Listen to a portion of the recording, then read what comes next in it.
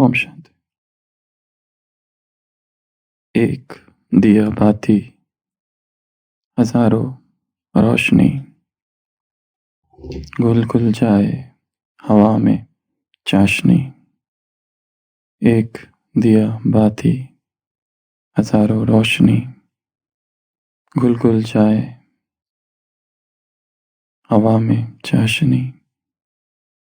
है सेवा का जुनून, क्या छोटा क्या बड़ा, कुछ कर गुजरने का फितूर जब चढ़ा। तूने है सिखाया हो, धूप में है छाया हो। एक सोच है जागी जागी धरती के लिए, एक जोत है जागी जागी प्रकृति के लिए।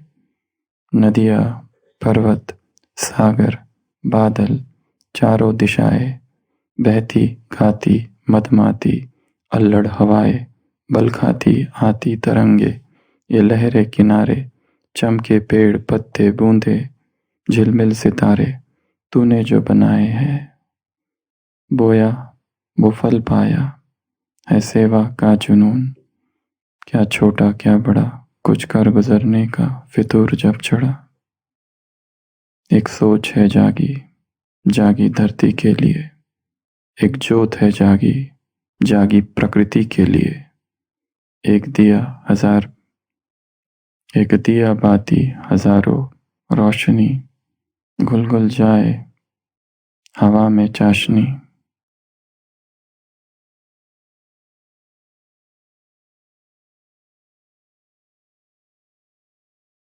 सत्य के एक खोजी ने गुरु से प्रश्न पूछा, मैं सत्य को कहाँ ढूंढूं? मैं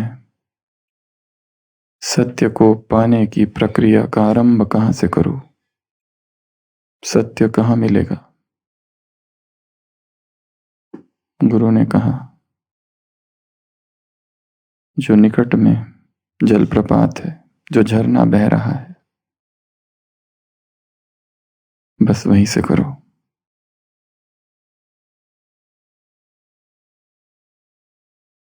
सूरज की किरणें जो जल पर पड़ रही है, बस वहीं से करो।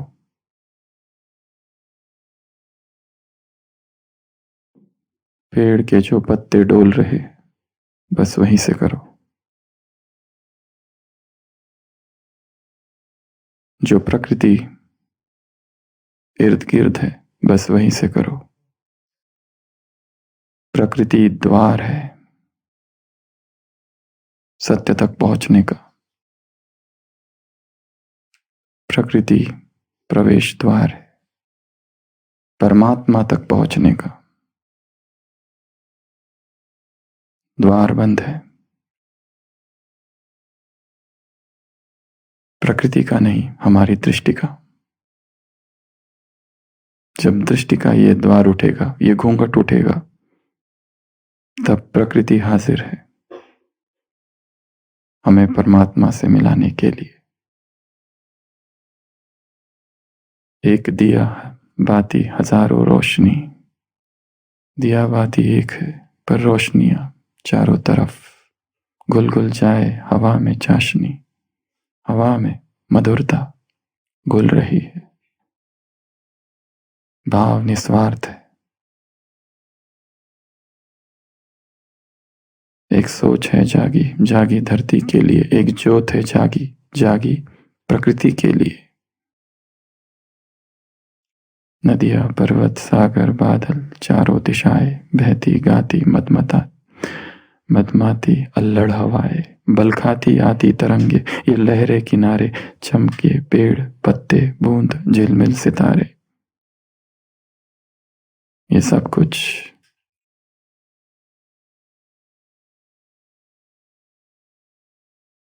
हृदय में एक निर्विकार भाव जगाता है,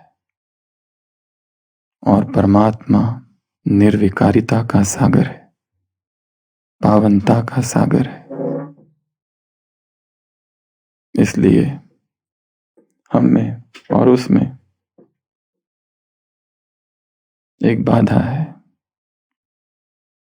विकारों की, और प्रकृति निर्विकार है। इसलिए प्रकृति एक द्वार है उस तक पहुंचने का, प्रवेश द्वार। हमने आकाश को धुएं से भर दिया है, इसलिए लोग ये भूल गए हैं कि अंबर में तारे भी है।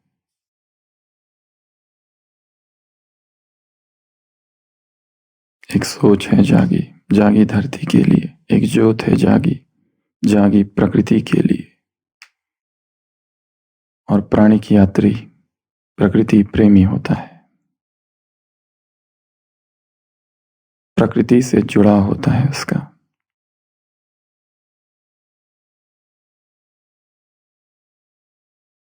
परंतु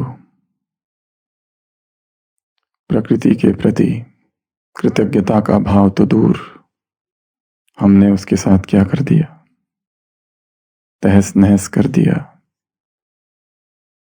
शोषण किया उसका, दुर्व्यवहार किया उसके साथ।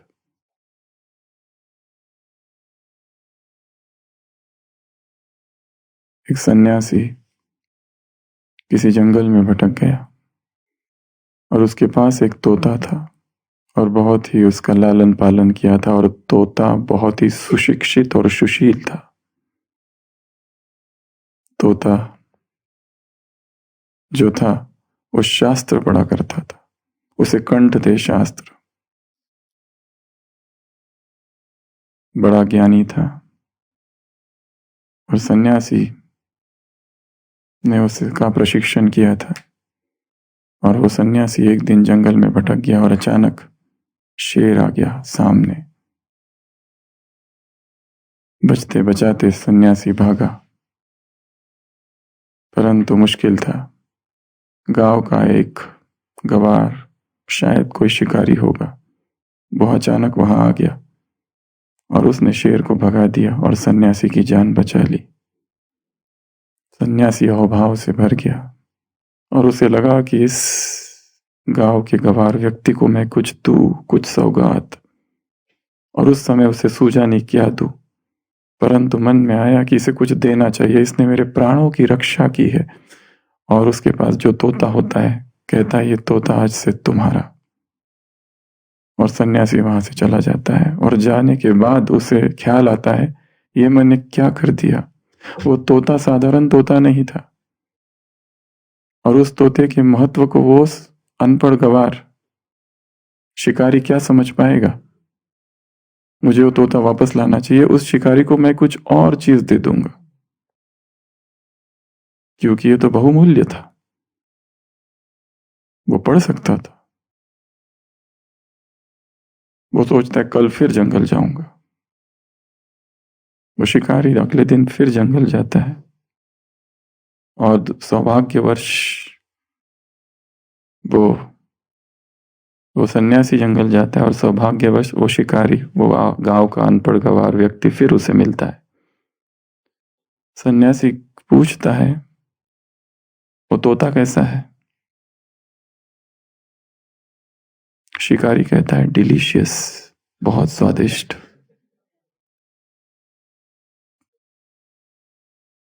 गलत हाथ में पड़ गया।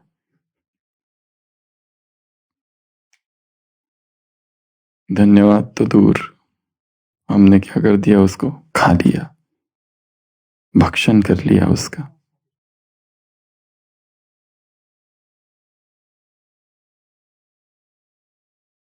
स्वयं को ऊर्जा से भरने की इस यात्रा में प्रकृति बहुत सहयोगी है। आज के इस सत्र में हम देखेंगे इस प्रकृति के साथ हमें क्या करना है। ऐसी 14 बातें। सबसे पहली, प्रकृति से क्षमा मांगो। ये 14 बातें रोज की दिनचर्या में आ जाए, और अलग अलग समय में, जब जब समय मिले, अलग अलग स्थानों में ये सभी बातें करनी। सबसे पहला, प्रकृति से क्षमा मांगनी है। क्यों? क्यों क्षमा मांगनी है? हम्म? हमने शोषण किया और क्या किया? उसे दुख दिया और क्या किया? धोखा दिया उसको और क्या किया? कैसा सौंदर्य था उस प्रकृति का जब हम इस धरा पर उतरे। सुबह की मुरली, बादशाह। तुम कौन बने थे सतयुग में? देवता के बादशाह बन राजाई की थी। तब प्रकृति कितनी सुंदर थी, कितनी निरागस थी, कितनी स्वच्छ थी, कितनी पुनीत। और हमने क्या किया? धुएं से भर दिया, आवाज से भर दिया। Sound pollution, noise pollution, air pollution, electronic pollution, water pollution, garbage pollution, human pollution. इतने लोग नहीं थे तब। तो सबसे पहला काम दिनचर्या में कई बार जब भी प्रकृति के सानिध्य में जाओ और प्रकृति की सुंदरता को देखो तो उससे माफी भी मांगो। इन 5 तत्वों से भी माफी मांगनी है। बहुत अपकार किया है हमने इन तत्वों का, बहुत पीड़ा पहुंचाई है उन्हें, इसीलिए प्रकृति क्रुद्ध है। इसलिए पहला काम प्रकृति से माफी मांगनी है। अपने स्वार्थ के लिए हमने क्या क्या कर दिया प्रकृति का? हम्म?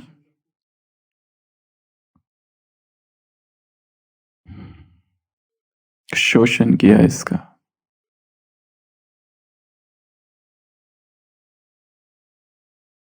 एक दादी पहली बार मुंबई गई थी, कौन सी दादी है पता नहीं, तो उसे मुंबई दिखा रहे थे वहां के भाई और कह रहे थे कि दादी देखो कितनी बड़ी है मुंबई। पहले यहाँ समुंदर था, हमने समुंदर को सुखा के देखो कितना मनुष्यों ने निर्माण किया। तो उस दादी ने कहा तो क्या यह समुंदर छोड़ेगा क्या?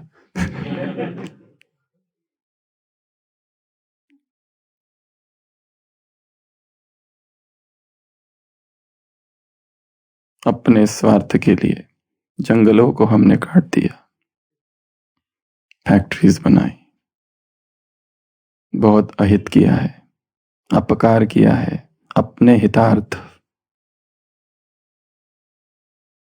उसके साथ नाइंसाफी की। तो सबसे पहला काम एक प्राणिक प्रतीक का है, इस प्रकृति से क्षमा याचना करो। भूल चूक माफ, मैं क्षमा प्रार्थी हूं। हे प्रकृति, हे पंचभूत, हे पंच महाभूत, क्षमा कर दो। शिव को भक्ति में पंच महाभूतेश्वर कहा जाता है।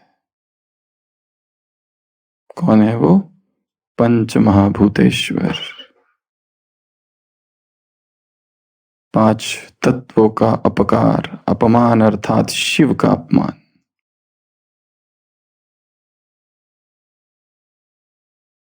तो सबसे पहला काम माफी। दूसरा काम स्तवन,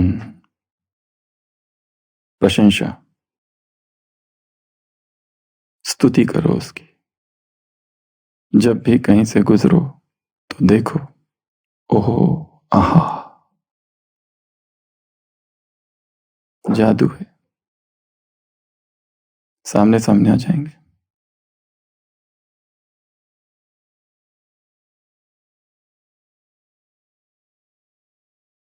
स्तुति करो उसकी। कहाँ स्तुति करेंगे? मन ही मन। उसके सौंदर्य को देखो, अप्रिशिएट करो उसको।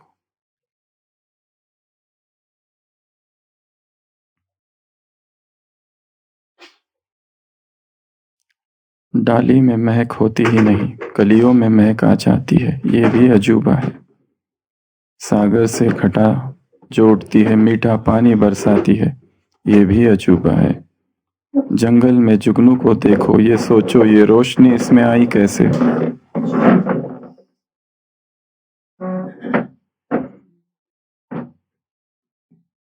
फूलों में जो खुशबू है, कैसे वो आती है। तितली कहाँ से ये सारे रंग लाती है, हवा को बांसुरी बनाती है संगीत कैसे। कोयल ने सीखे प्यारे गीत कैसे, ये भी अजूबा है। धरती से, अंबर से, पर्वत से, सागर से हमने सुना प्यार अजूबा है। जंगल में जुगनू को देखो तो ये सोचो ये रोशनी इसमें आई कैसे। तन में है जो जहाँ वो किस तरह है, मन में अरमा है वो किस तरह है।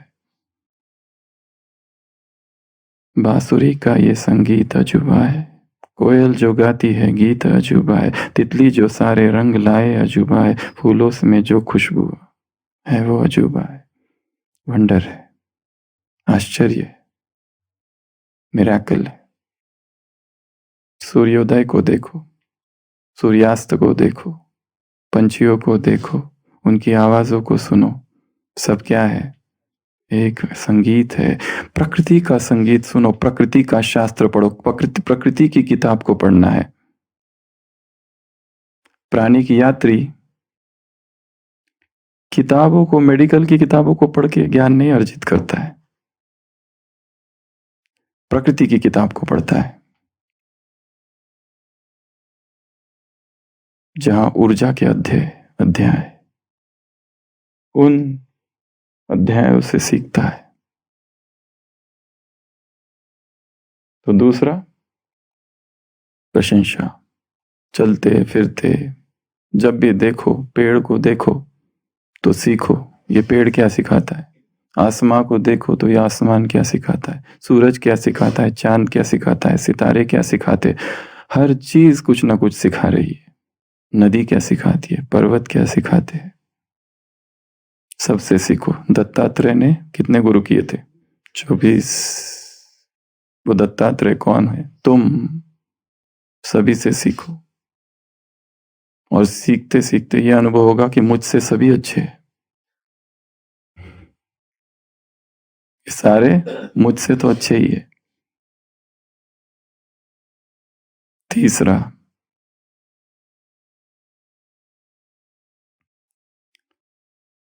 प्रकृति के साथ समय बिताना। तीसरा, प्रकृति के साथ समय बिताना। लोग आते हैं, पूछा जाता है उनसे, उनके पास समय ही नहीं है। सुबह अमृत वेला, मुरली क्लास, जॉब, नाश्ता, 6 बजे आते हैं, 7 बजे आते हैं या 8 बजे आते हैं, फिर पुरुषार्थ, योग, जो कुछ करते हैं, परंतु प्रकृति कहीं नहीं है, समय ही नहीं है, बिजी है, या शिफ्ट ड्यूटी से, कभी मॉर्निंग, कभी इवनिंग, कभी नाइट, शाम का समय ट्रेन में, ट्रैवल में गुजरता है, या किचन में गुजरता है। समय ही नहीं है। समय बिताना है प्रकृति के साथ, थोड़ा सा समय, 15 मिनट भी अगर निकाला जाए तो वो प्रकृति ऊर्जा से भर देगी, हमको शक्ति से भर देगी, हीलिंग एनर्जी है उसमें।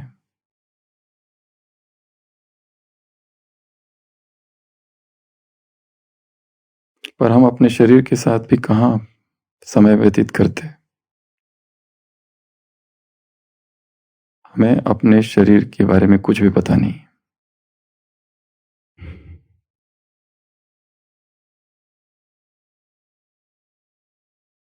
ये शरीर भी प्रकृति है, परंतु हमें इस शरीर के बारे में क्या पता है। शरीर की एनाटॉमी पता हो सकती है किताबों से, शरीर की फिजियोलॉजी, शरीर की बायोकेमिस्ट्री, ये किताबों से पता चल जा सकता है, परंतु इससे शरीर को, शरीर के बारे में जाना जाता है, शरीर को नहीं जाना जाता।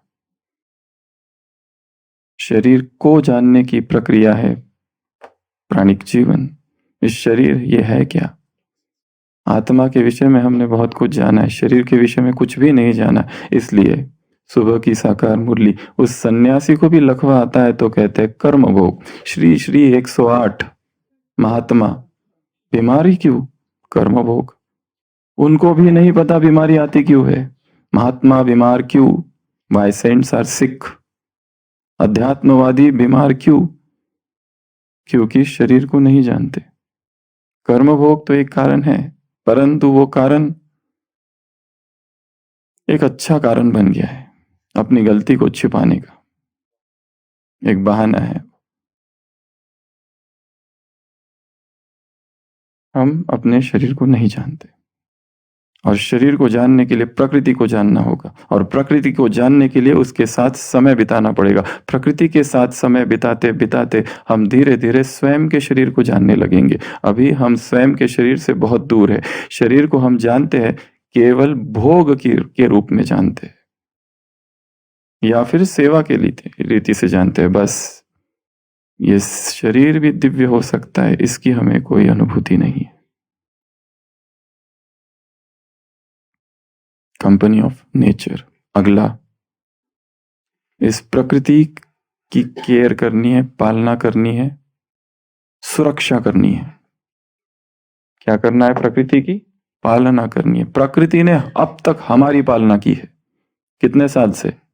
5000 साल से। अब तुम्हें प्रकृति की पालना करनी है। प्रकृति ने तुम्हारी देखभाल की है, अब तुम उसकी देखभाल करो। प्रकृति ने तुम्हारा संरक्षण किया है, अब तुम उसकी सुरक्षा का बोझ भार उठाओ। कैसे? प्रकृति की सुरक्षा कैसे करेंगे? सबसे पहले तो उसको दूषित ना करके। ट्रेन से जा रहे, बस से जा रहे, कुछ खाया और रैपर फेंका, पॉलीथीन फेंक दिया। फूलों को तोड़ना, क्या ये प्रकृति प्रेम है?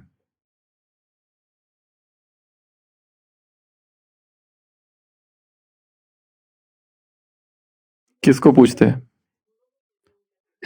फूलों को पूछ के, हाँ फिर ठीक है।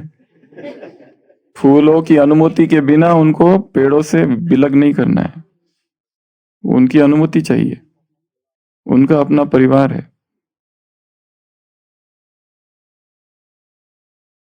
हाँ वो ठीक है, पर थोड़ा वेट भी करना है, उनका उत्तर क्या है। उनका उत्तर क्या, नहीं तो केवल ये भी एक क्या हो जाएगा, केवल एक प्रक्रिया, एक फॉर्मेलिटी। हाँ मैं फूल तोड़ने आई हूँ, तोड़ू क्या? इससे पहले कि उत्तर दे हमने तोड़ लिया। सबसे पहले तो तोड़ो ही नहीं।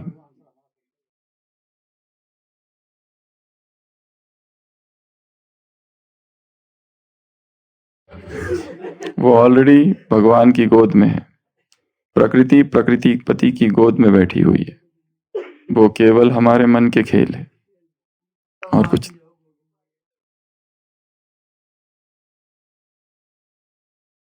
किसी को भी दुख ना देना, प्रकृति को दुख ना देना, प्रकृति की सुरक्षा करना।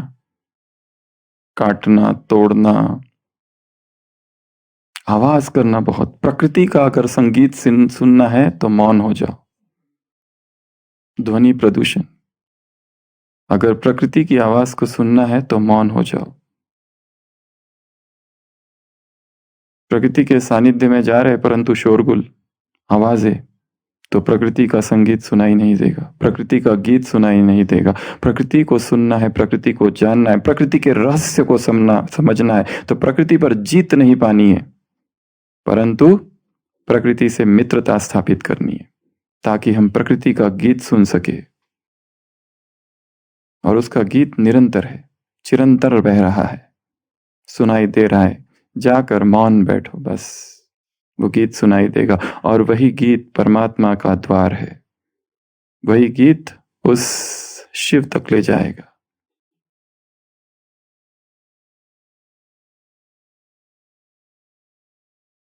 प्रकृति की गोद में बैठकर उस परमात्मा को याद करो, तो हमारी आवाज उस तक पहुंचेगी और उसकी आवाज हम तक। मौन। अगर आवाज कर रहे तो सुन नहीं पाएंगे। इसलिए जितना हो सके अकेले की ये यात्रा है, अकेले हो जाना।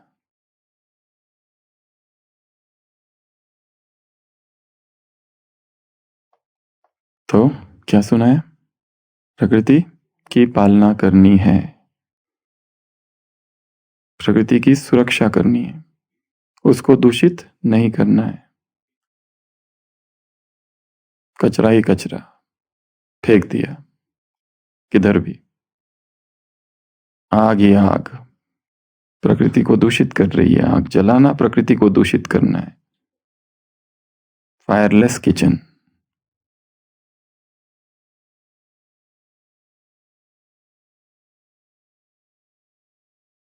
आग जलेगी तो धुआं उठेगा, प्रकृति को दुख होता है।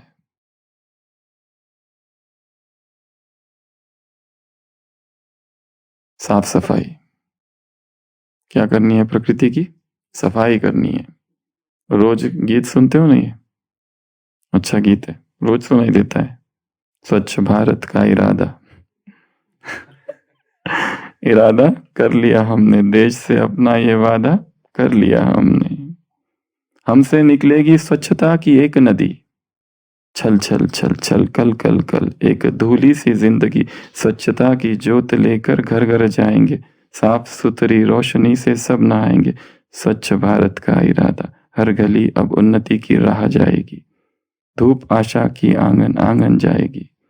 स्वप्न गांधी जी का अब साकार करना है। स्वच्छता का देश में अब त्योहार करना है। पर्व आया है, ये स्वच्छता का पर्व आया है। स्वच्छता बाहर भी और भीतर भी, शरीर की सफाई, आत्मा की सफाई और प्रकृति की सफाई।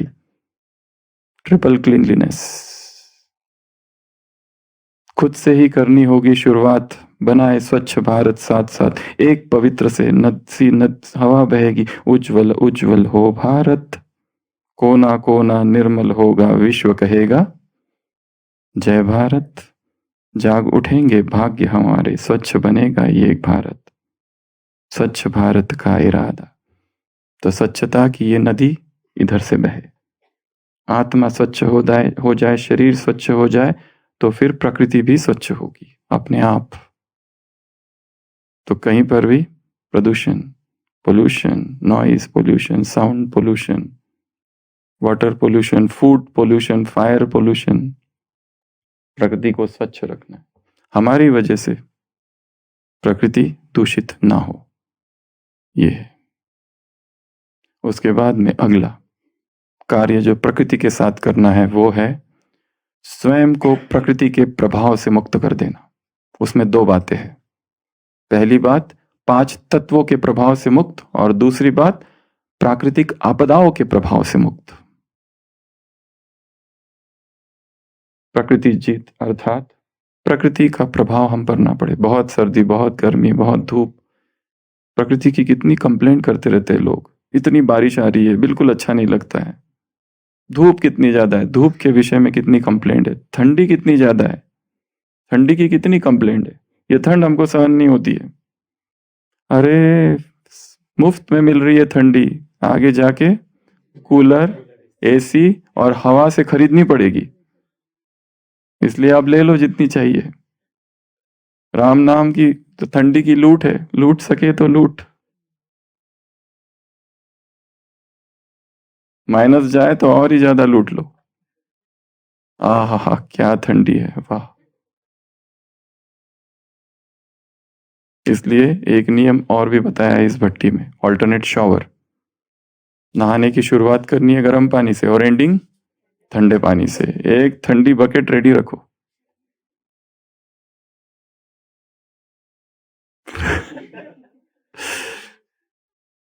क्योंकि गर्म पानी से नहाने के बाद जब निकलेंगे तो ज्यादा ठंडी लगती है, शिवरिंग होता है, सब होता है। परंतु ठंडे से नहाया, गर्म से नहाया, उसके बाद में सीधा डाल दो ठंडा। शॉक, शॉक लगना चाहिए सुबह सुबह एक, सीधा पूरे सारा। फिर उसके बाद में ठंडी नहीं लगती। और उसमें भी मजा तब आता है, बिल्कुल धीरे धीरे एक एक मग ठंडा पानी, वो तो बात मत पूछो। एक है पूरी बकेट उड़ेल देना, हो गया काम पूरा, पूरा मजा किरकिरा गर्म पानी का। और दूसरा है ठंडा ठंडा, बिल्कुल आहा, कैसी प्राण ऊर्जा है।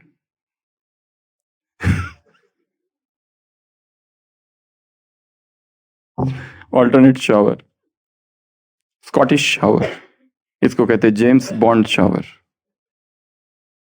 जो खेल कूद करते हैं लोग, खेलने के बाद आने के बाद चिल्ड वाटर में चले जाते हैं एकदम, पूरा पसीना पसीना और चिल्ड वाटर में, hot cold hot cold hot cold. शरीर को आदत पड़ती है उसकी, और फिर ठंडी बिल्कुल नहीं लगती है। एकदम ठंडे से आने के बाद पूरे पोर्स जो है, छिद्र है शरीर के, खुल जाते हैं। थोड़े देर का बस खेल है, थोड़ी हिम्मत चाहिए, फिर नहीं होगा, कुछ नहीं होगा। फिर सीधा प्राणिक ऊर्जा का साक्षात्कार होगा। ठंडा पानी डालते ही सीधा प्राण देवता प्रकट होंगे, बोलो क्या चाहिए, लेवल 4 भव। तो प्रकृति जीत, थोड़ा थोड़ा अभ्यास करना है इसका, अपने आप को हर वेदर हर सरकार को एक्सपोज करना है, ताकि उसका प्रभाव हम पर कम पड़े। एक तो ये, और दूसरा है प्राकृतिक आपदाएं, ये सब कुछ होगा, उसकी तैयारी अभी से करके रखनी है। निर्भय, निर्भयता, डरना नहीं है।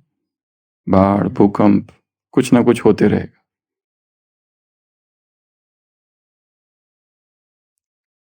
उसके बाद में अगला, नेक्स्ट, एनर्जेटिक कनेक्शन स्थापन करना है प्रकृति के साथ।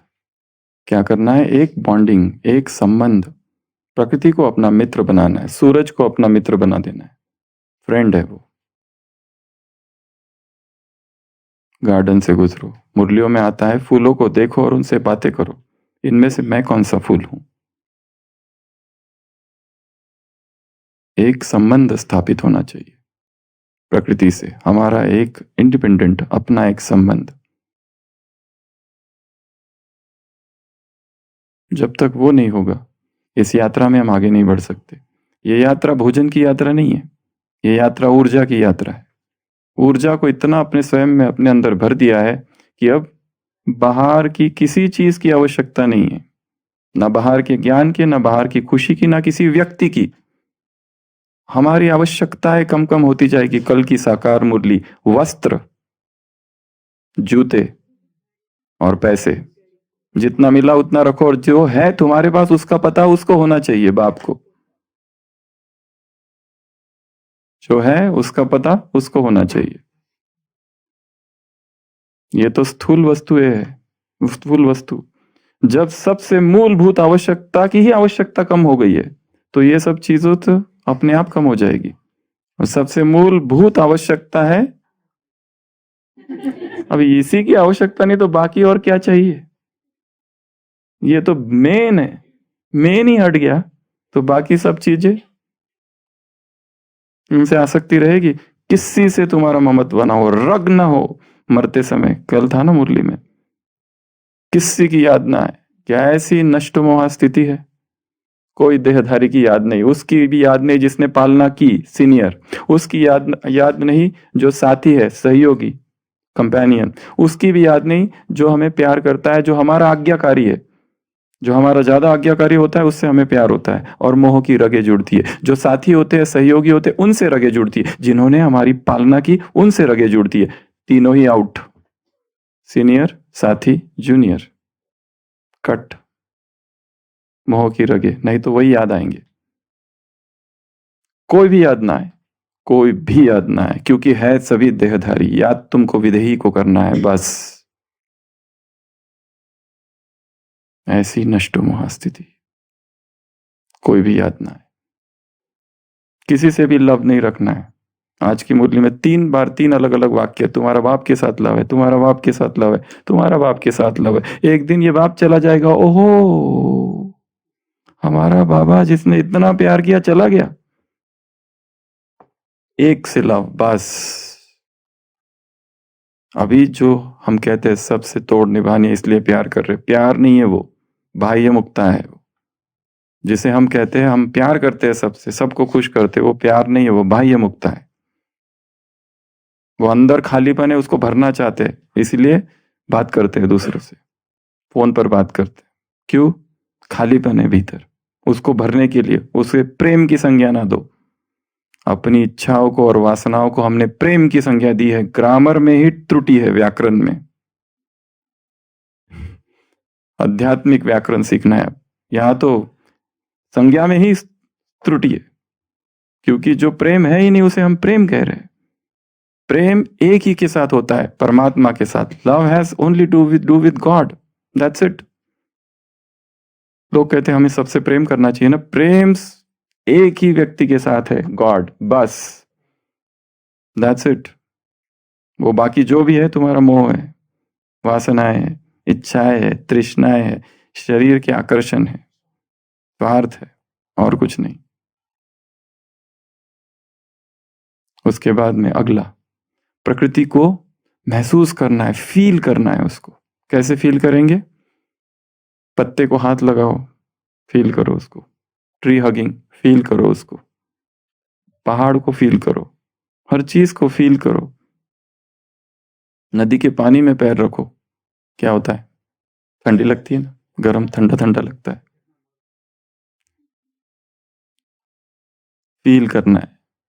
सारे दिन भर ये काम करने हैं, जो 14 काम आज बता रहे हैं, सारे दिन भर जब जब समय मिले फील करो। फील करने के लिए क्या चाहिए? खाली बैठ जाओ बस। हवा आ रही है, हवा जा रही है, हवा स्पर्श कर रही है शरीर को, उस हवाओं को स्पर्श को फील करो, और वो स्पर्श ही हमें अशरीरी बना देगा। हवा को फील करते करते उस संवेदना को देखो, शरीर पर क्या हो रहा है, कैसी अनुभूतियां हो रही है, बैठे बैठे ही अशरीरी। अशरीरी संकल्प लेकर बना नहीं जाता है, अशरीरी परिणाम है। जैसे मौन लिया नहीं जाता है, मौन हो जाना चाहिए। मौन, कोई कहता है मैं मौन रहूंगा, इस संकल्प में कितनी हिंसा है। मैं अशरीरी होकर दिखाऊंगा, कितनी हिंसात्मक भावनाएं है इस संकल्प में। अशरीरी हो जाए, हो जाए, होना नहीं है, हो जाए।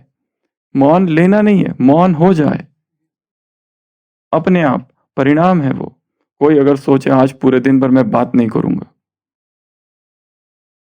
देखता हूं अगर कोई मुझसे बात भी करेंगे तो मैं बात नहीं करूंगा। कितना द्वंद्व है, कितनी मानसिक लड़ाई है, कितना झगड़ा है भीतर। क्या ये मौन है? ये मौन है ही नहीं। मौन तो परिणाम है, अशरीरीपन तो परिणाम है प्रभु प्रेम का। प्रभु प्रेम में चेतना इतनी डूब गई है कि अब उसे सुध बुध सब बिसरी, सब भूल गया है अपने आप। पर हम, पुरुषार्थ हमारी लड़ाई है जैसे, इसीलिए द्वंद्व है। बाबा कहते हैं मोहब्बत, हम कर रहे हैं मेहनत। तो क्या करना है? फील। अगला, कृतज्ञता व्यक्त करनी है इस प्रकृति के विषय में। क्या करना है? तुमने कितने उपकार किए हम पर। एक पेशेंट कोविड में हॉस्पिटल में एडमिट हुआ और डिस्चार्ज हुआ, बहुत सीरियस था, वेंटिलेटर पर था, फिर आईसीयू में, फिर वार्ड में। फिर जब डिस्चार्ज हुआ और उसके सामने बिल आया, बिल में सब चार्जेस लिखे थे, और एक चार्जेस लिखा था ऑक्सीजन के, ऑक्सीजन चार्जेस कुछ 1000 रुपए। तब वो बेड पर ही ऐसे हो गया, हे प्रभु मुझे माफ करना, बचपन से तुम कितना ऑक्सीजन दे रहे थे, कभी धन्यवाद का भाव प्रकट नहीं किया, आज पेमेंट करना पड़ रहा है। कोविड में सबसे कमी ज्यादा किसकी थी? ऑक्सीजन सिलेंडर की। कितने लोग जो मर गए, किस लिए मरे? ऑक्सीजन ही नहीं था। गवर्नमेंट हॉस्पिटल के सामने एम्बुलेंस ही एम्बुलेंस खड़ी है, अंदर ले नहीं रहे क्योंकि अंदर ऑक्सीजन नहीं है। एम्बुलेंस में ही डेथ हो गई, या एम्बुलेंस से हॉस्पिटल के अंदर जाते जाते लिफ्ट में डेथ हुई कितनों की। वो व्यक्ति कहता है प्रभु माफ कर देना। ग्रेटिट्यूड, कृतज्ञता का भाव व्यक्त करना है। कोई हमारे साथ कुछ थोड़ा सा भी कुछ कहता है तो हम तुरंत थैंक यू कहते हैं उसको। प्रकृति को कभी थैंक यू कहा क्या? सूरज को कभी थैंक यू कहा? ठंडी को कभी थैंक यू कहा? नहीं, हमारे प्रति तो घृणा है, कब खत्म होगी ये? नफरत से भरे हैं हम। एक व्यक्ति ऑफिस जा रहा होता है, बस का इंतजार कर रहा होता है, देखता है एक आइसक्रीम की शॉप है, उस आइसक्रीम की शॉप में कोई नहीं आ रहा है। तो उसको लगता है कि बेचारे के पास कोई ग्राहक नहीं आ रहा है, मैं जाके कुछ मदद करूं। वो जाता है, कहता है देना आइसक्रीम, कितने हुए? 5 रुपए। वो 5 रुपए देता है और बिना आइसक्रीम लिए वहां से निकल जाता है। आइसक्रीम लेता नहीं है, 5 रुपए रख देता है और निकल जाता है। अगले दिन फिर से वो खड़ा है, आइसक्रीम की दुकान में कोई भी नहीं है। वो सोचता है, फिर जाता है, वो कहता है कि आइसक्रीम देना, 5 रुपए रखता है और बिना आइसक्रीम लिए फिर निकल जाता है। फिर 1 महीने के बाद फिर से वही व्यक्ति उस दुकान पर फिर जाता है, कहता है आइसक्रीम देना, 5 रुपए रखता है और फिर निकल जाता है बिना आइसक्रीम लिए। और 2-3 बार ऐसा होता है, थोड़े थोड़े अंतर में। और एक बार फिर जाता है, और तो एक बार दुकानदार पूछता है, मैं कई समय से देख रहा हूँ आप आइसक्रीम के पैसे देते हो पर आइसक्रीम लेते नहीं हो, ऐसा क्यों? वो कहता है, मैं जब पहली बार जा रहा था तो इंटरव्यू के लिए जा रहा था, मुझे जॉब लगनी थी। तो मैंने देखा कि आपके पास कोई भी नहीं आ रहा, इसलिए मैंने पैसे रख दिए और निकल गया। वो कहता है, दूसरी बार, दूसरे दिन मुझे जॉब मिल गई थी, इसलिए मैं बहुत खुश था, इसलिए मैंने पैसे रख दिए, आइसक्रीम नहीं ली। अगले 1 महीने के बाद मुझे प्रमोशन हो गई मेरी, इसलिए मैंने पैसे रख दिए और आइसक्रीम नहीं ली। उसके अगले महीने और प्रमोशन हो गई और अभी तो मैं मैनेजर बन गया हूँ, इसलिए मैं पैसे रखता हूँ, आइसक्रीम नहीं लेता। दुकानदार क्या कहता होगा? दुकानदार कहता है, एक चीज मैं आपको बताना चाहता हूँ, पिछले 1 हफ्ते से, 1 महीने से आइसक्रीम की कीमत 5 रुपए नहीं, अभी 10 रुपए हो गई है। इसे कहते हैं थैंकलेसनेस। इसको क्या कहते हैं? कृतज्ञता का अभाव। जो हमें मिल रहा है उसको हमने क्या कर दिया? Taken for granted. उसका काम ही है, उनका कर्तव्य है वो। कोई हम बीमार है और किसने हमारी सेवा की, उसकी ड्यूटी है, वो करनी चाहिए उसको।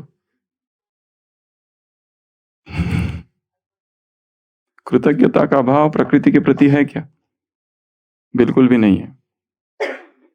इसलिए कृतज्ञता का, ग्रेटिट्यूड में एक सकारात्मक ऊर्जा समाई हुई है। जहां ग्रेटिट्यूड है वहां कंप्लेंट नहीं हो सकती है, जहां ग्रेटिट्यूड है वहां कंप्लेंट नहीं हो सकती है। अचानक मन पॉजिटिव ऊर्जा से भर जाता है। किसी ने हमारे लिए कुछ किया, उसके प्रति पॉजिटिव भाव आने लगते हैं। और जब किसी के प्रति निगेटिव भावना है, उपकार के भाव नहीं है, अपकार, तो कैसी भावनाएं उत्पन्न होती है? निगेटिव फीलिंग्स उत्पन्न होती है, जहर घुल जाता है भीतर। इमेजिन करो एक ऐसे व्यक्ति को जिससे हम बहुत नफरत करते हैं, और उसके प्रति सोचो उसके क्या क्या गुण है, उसने क्या क्या मेरे साथ अच्छा किया, तो देखेंगे कि वो जहर धीरे धीरे कम हो रहा है। पॉजिटिव नेगेटिव, पॉजिटिव, इसमें हम घूमते रहते हैं। जैसे एक पत्नी बैठी हुई है और रेडियो चला रही है, वो कहती है रेडियो में जब भी ये आवाज मैं सुनती हूँ, ये इस गायिका का, एकदम मैं आनंद से भर जाती हूँ। किचन का कारा काम छोड़कर ऐसे लगता है बस रेडियो के पास बैठी रहूं और इसको सुनती रहूं। इतनी मधुरता है इसकी आवाज में। ये जो गायिका है, मुझे इसके गीत मुझे पागल कर देते हैं। मैं एकदम फैन हूँ, दीवानी हूँ इसकी। पति पूछता है, तुमको पता है हु इज द सिंगर? ये सिंगर कौन है पता है? वो कहती नहीं। कहते वो जो पड़ोसी है ना तुम्हारी, जिसने तुम्हारे खिलाफ पुलिस कंप्लेंट की थी, वही है ये। वो कहते क्या? बंद करो रेडियो को, ना तो सुर है ना ताल, ऐसी हॉरिबल आवाज मैंने आज तक कभी नहीं सुनी। ये भी कोई गीत गाने का ढंग है? क्या हो गया बताओ इसमें? क्या हो गया? आवाज तो बहुत मधुर लगती थी उसको, किचन का काम धाम छोड़कर बैठ जाती थी रेडियो के पास, दीवानी थी, फैन थी। अब क्या हो गया? क्योंकि ये वही महिला है पड़ोसन जिसने मेरे खिलाफ पुलिस कंप्लेंट की थी। इसकी कैसे अच्छी आवाज हो सकती है? इसमें गुण हो ही नहीं सकते। बेसुरी आवाज।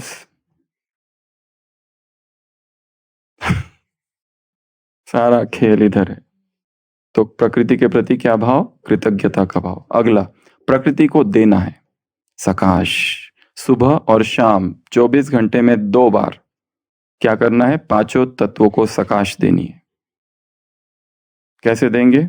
मेरे पैरों से प्यूरिटी की किरणें धरती पर जा रही है, हाथों से जा रही है, अंग अंग से पवित्रता की किरणें हवाओं में जा रही है, आसमान को जा रही है, पानी को जा रही है, पांचों समंदर।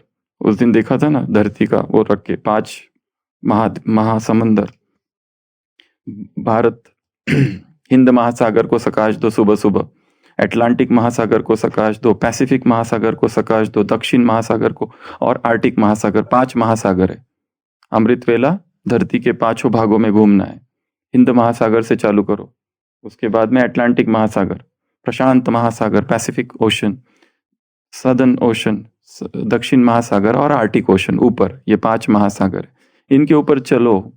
धरती पर 5 खंड है। यूरोप के ऊपर जाओ, अमेरिका के ऊपर जाओ, अफ्रीका के ऊपर जाओ, एशिया के ऊपर जाओ, ऑस्ट्रेलिया के ऊपर जाओ।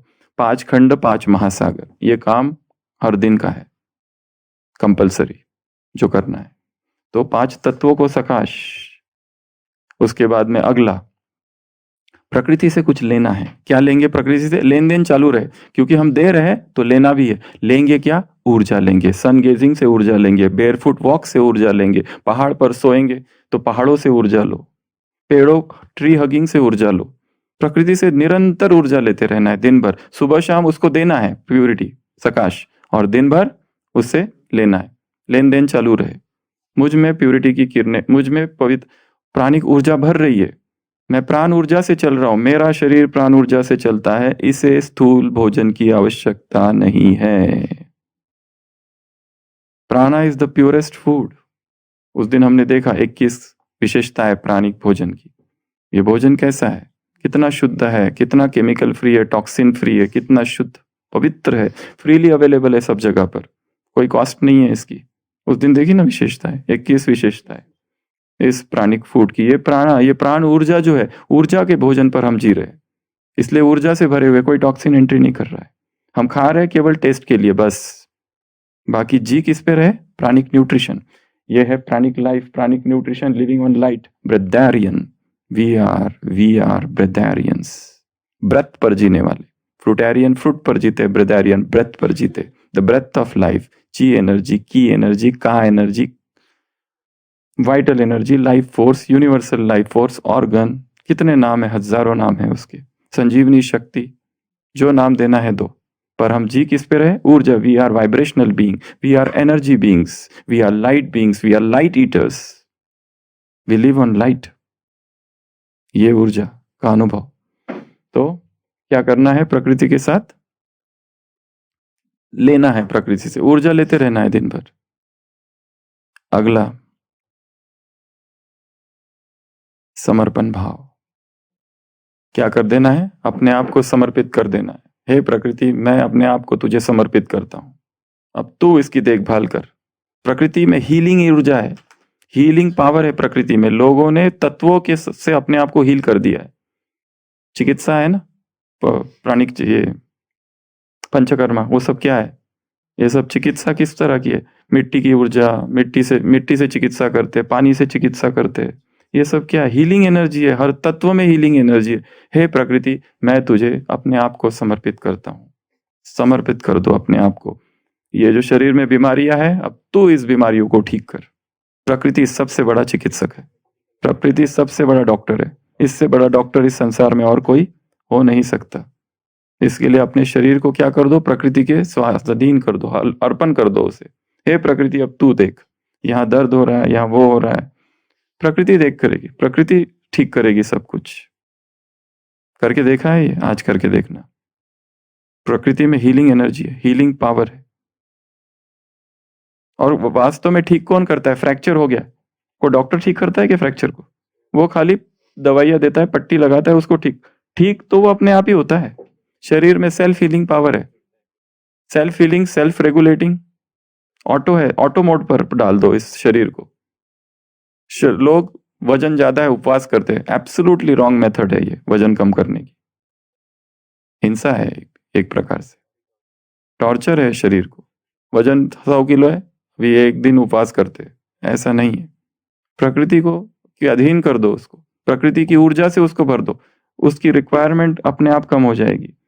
इस तरीके से नहीं करना है। इसलिए इस भट्टी का लक्ष्य वजन कम करना, वजन घटाना नहीं है, या किसी रोग विशेष से मुक्त होना नहीं है। ये प्राण ऊर्जा की भट्टी है, ये प्राणिक पथिक यात्री बनने की है। स्वयं को प्राण ऊर्जा इतनी भर दिया है कि अब बाहर की चीजों की आवश्यकता ही नहीं है, रिक्वायरमेंट्स ही कम हो रही है।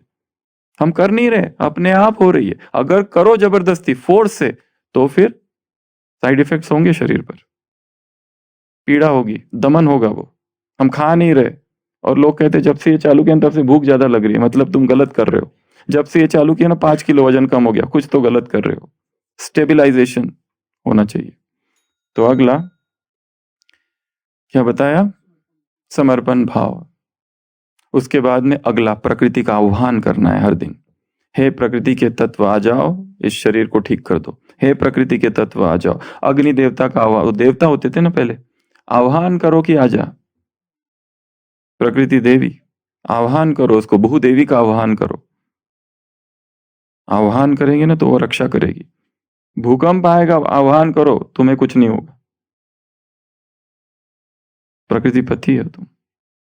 आह्वान करना, बार बार उसको बुलाना, आ जाओ। भीग गए तो आह्वान करो हवा को, अपने आप सूख जाओगे। ठंडी में गर्मी का आह्वान करो, अपने आप सब काम होते जाएगा, अपने आप। उसके बाद में अगला सीखना है प्रकृति से। लर्निंग, हर चीज से सीखना है। जो जो दिखा उससे उससे सीखते जाओ। आज 2 मिनट रुक जाओ, सोचो इस झरने से मैं क्या सीख रहा हूँ, ये नद की झील से मैं क्या सीखता हूँ, ये सूरज निकल रहा है इससे मैं क्या सीखूं, इस पेड़ से मैं क्या सीखता हूँ, नदी से क्या सीखता हूँ, प्रकृति में जो कुछ है। तितलियों से मैं क्या सीखता हूँ, क्या सीखता हूँ तितलियों से? उड़ना। पंछियों से क्या सीखता हूँ? निर्बंधन रहना।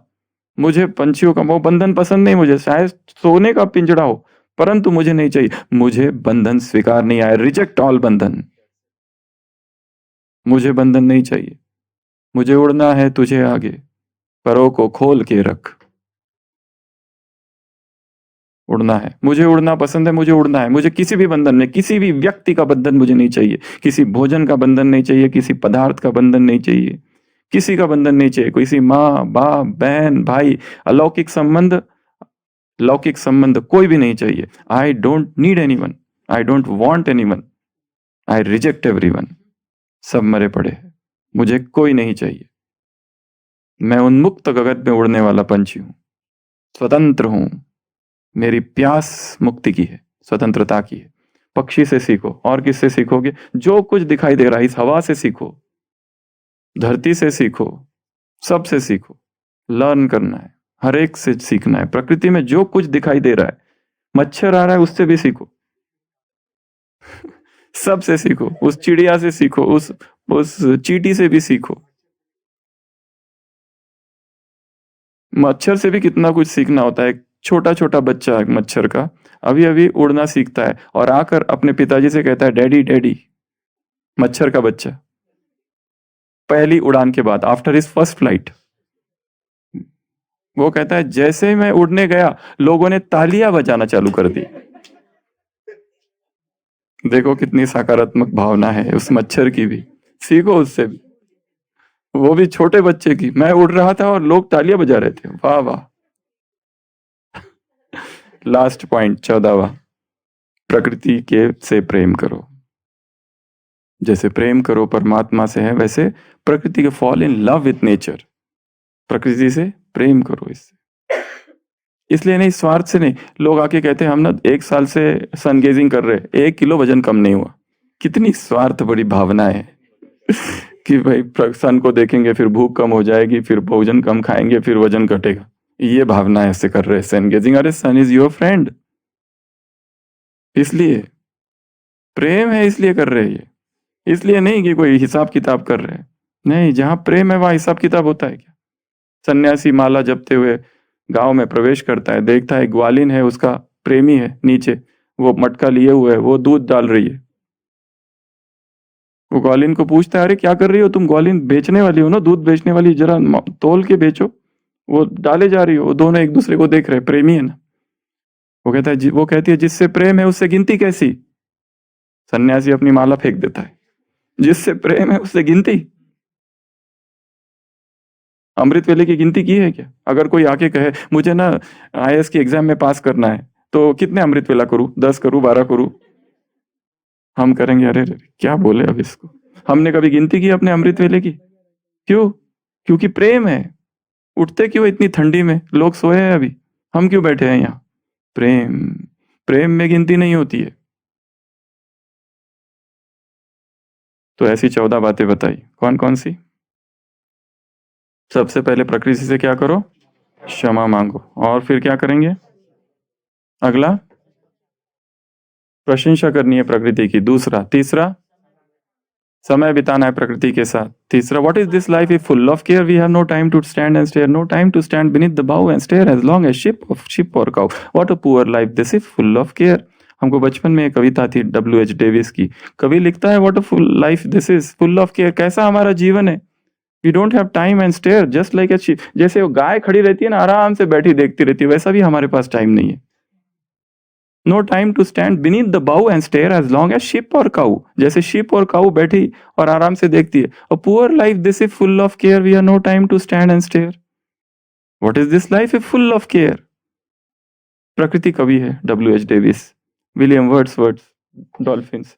सो प्रकृति के साथ समय बिताना है। अगला, अगला क्या करना है?